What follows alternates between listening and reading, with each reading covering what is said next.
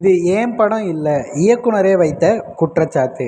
இயக்குனர் விஜய் மில்டன் அவர்களுக்கு ஒரு மிகப்பெரிய அநீதி நடந்ததாக வலைப்பேச்சு பிஸ்மி அவர்கள் ஒரு காணொலியை பகிர்ந்திருக்காரு.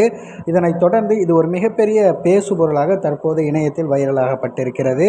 நிகழ்வு என்னவென்று பார்த்தீங்கன்னா, விஜய் மில்டன் அவர்கள் இன்றைய தினம் மழை பிடிக்காத மனிதன் என ஒரு திரைப்படத்தை இயக்கி, அந்த திரைப்படத்தை இன்றைய தினம் பார்த்தீங்கன்னா தியேட்டர்ஸில் வெளியாகிருக்கு. ஆனால் இந்த படம் முடிஞ்சு இந்த படத்துடைய உழைப்பு என்ன அப்படிங்கிற பேசுகிற விஷயத்தெல்லாம் கடந்து இந்த திரைப்படம் எனக்கே தெரியாமல் 1 நிமிட காட்சியை முன்னாடி வச்சுருக்காங்க. சென்சார் பண்ணி முடித்த ஒரு படத்தில் இப்படி ஒரு விஷயத்தை எப்படி செய்ய முடியும், இது யார் செஞ்சாங்க அப்படிங்கிறது எனக்கு தெரியல.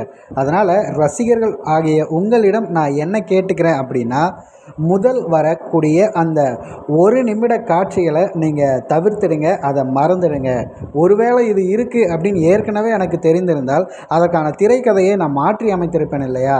இதில் முழுக்க முழுக்க நமக்கே தெரியாமல் இப்படி ஒரு விஷயம் நடந்திருக்குங்கிறத ஏற்றுக்கொள்ளவே முடியல அப்படிங்கிறத சொல்லிவிட்டு, அது மட்டும் இல்லாமல் சென்சார் முடிஞ்ச ஒரு படத்துக்கு இதை பதிவு பண்ணியிருக்காங்க.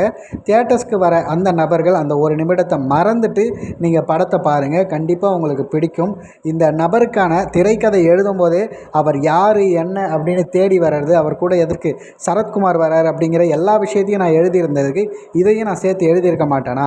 இதை நான் வேறு ஒரு இடத்துல வச்சுருந்தா அதை முன்னாடியே எடுத்து மாற்றி வச்சுருக்காங்க அப்படின்னு சொல்லிட்டு பகிரங்கமான ஒரு குற்றச்சாட்டு வச்சுருக்காரு.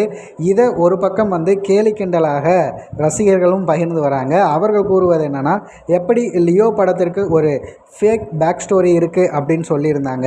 அதே மாதிரி லால் சலாம் திரைப்படத்துக்கு அதோடைய பென்ட்ரைவ் மிஸ் ஆயிடுச்சு, அதனால் ரீஷூட் வரணும் அப்படின்னு எப்படி இந்த படம் ஓடாமல் ஆகிற சில குற்றச்சாட்டுகள் வைக்கிறாங்களோ அதை அக்செப்ட் பண்ணாமல் அவங்க இந்த மாதிரி கருத்து சொல்கிறாங்களோ, அதே மாதிரியான ஒரு கருத்தாக தான் இதை பார்க்குறேன் அப்படின்னு ஒரு பக்கம் சொல்கிறாங்க.